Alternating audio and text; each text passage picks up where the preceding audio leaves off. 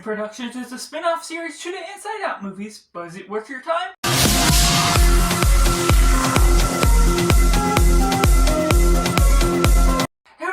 Cinema, where we focus on the film. I'm Josh, this is Simply Cinema. Let me know down in the comments below. Have you seen the Dream Productions series? Is it good, is it bad, or somewhere right in the middle? Make sure to let me know down in the comments below your thoughts on the series so we can have a nice discussion in the comments below of what we love about cinema and this series in particular. Was it worth it? At a studio inside Riley's mind, a new director faces this new nightmare that's creating the next hit dream.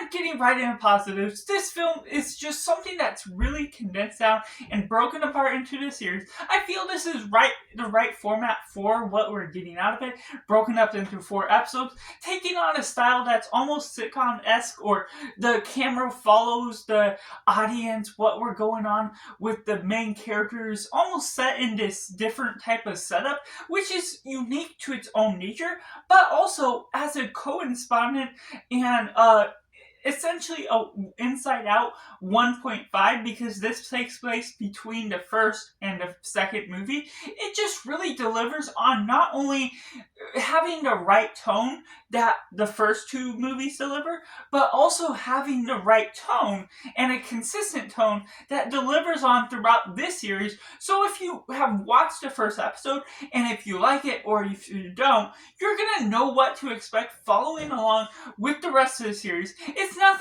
anything too extravagant, but it also doesn't sacrifice what the ideologies of the first 2 Inside Out movies do, exploring psychology of the body, of the brain, and being able to go back and forth from the out of body, being able to experience Riley as Riley on the outside, and experiencing her with her friends, with her family, and also being able to get inside her mind and also get in these cameos of joy, sadness, madness, and disgust, those emotions just as well, their reaction to the dreams that are all going on, that creates this inception, this other level of Riley's brain that becomes colorful and fun because it manages to continue on the same style animation, not making it too updated or not cheapening anything to the extent where it can feel inconsistent with your enjoyment of what you're getting out of this film. And so in one sense it could be seen as a movie. Each episode is about 23 or 20 minutes each when you take away the credits to Disney Plus, what they have all going on it. But there's some multiple layers to what you're getting out of the study. Paula Persimmon is a character that isn't totally likable off the blue, but once you're really getting all these other characters, they're energetic, they each have their own quirks to them that manages to get you hooked, and each episode was divided in a great way that has a good hook, a great cliffhanger that makes sense for each episode to be their own thing. And while you can watch it all straight through, you can also watch them on their own time.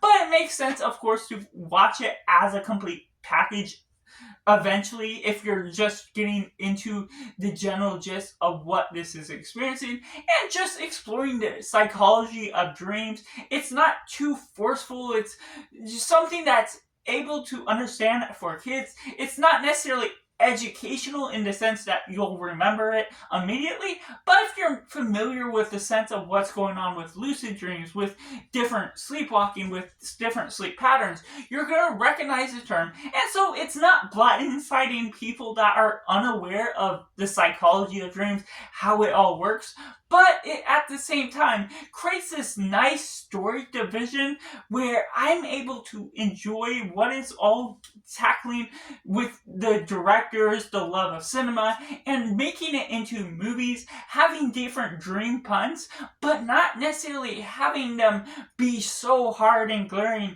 that people that aren't a fan of puns would be annoyed by them. They're very subtle and go and slide into the humor with ease, and so just the way they build upon that and all the characters, what you're getting out of the messaging of the story, it's not too thought-provoking, but at the same time, that's what makes sense to this attaching to both an audience for kids and an adult audience for adults.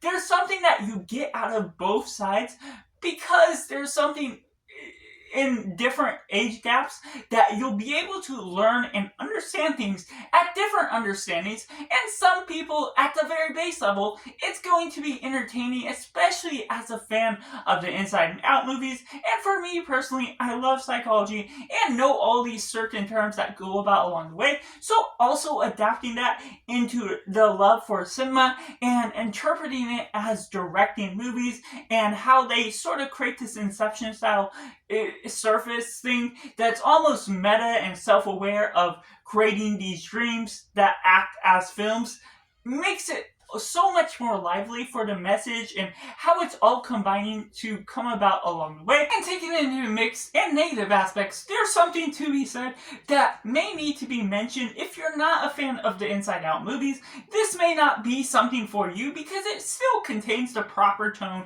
the flow of the story that manages to, while I personally enjoy it, someone that doesn't like the Inside Out movies may not attach to this one either, because it has the same humor or same style of storyline going inside and out of the body experience that Riley is surfacing on that. And so there's something that you're not necessarily going to vibe with what you're getting out of this. Paula Persimmon, for me personally, is a little bit dislikable to some extent, what they're trying to do with her character and trying to force out of how her character arc is flowing on. Her arc isn't too special in one regard. I get the general flow of what it's asking of the story.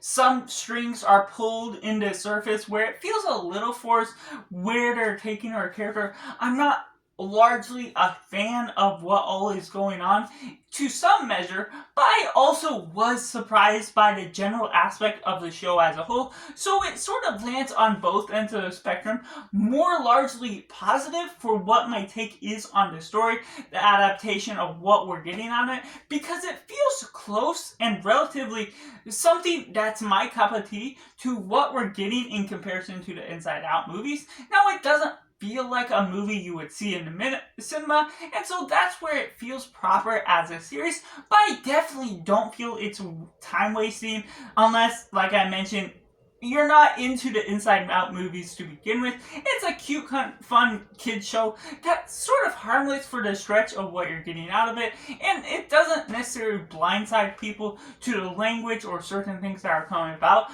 but there are missteps along the way that kind of takes a step back from being something that's totally my favorite, totally in love with the characters. Maybe if they added a little bit more time to each episode or the length of the show as a whole, then there would be something that adds a little bit more development and proper introduction to some of the characters that are going on about. Like I said, there's a different style that's going on with the camera work of the animation that makes it more unique, and I like that aspect of it, but it definitely does create certain things that takes away from a normal story that you may attach onto a little bit differently. So that's what's my personal review for Dream Productions, which I have to rate a simply 8 out of 10. Let me know down in the comments below your thoughts on the Dream Productions series. Do you like it? Do you not like it? Or is it somewhere right in the middle? Make sure to like this video if you enjoy it. Subscribe if you haven't already to join in the film culture community where we talk about the love of cinema as a whole. So that's just all, and make sure to do yourself a favor and go watch a movie.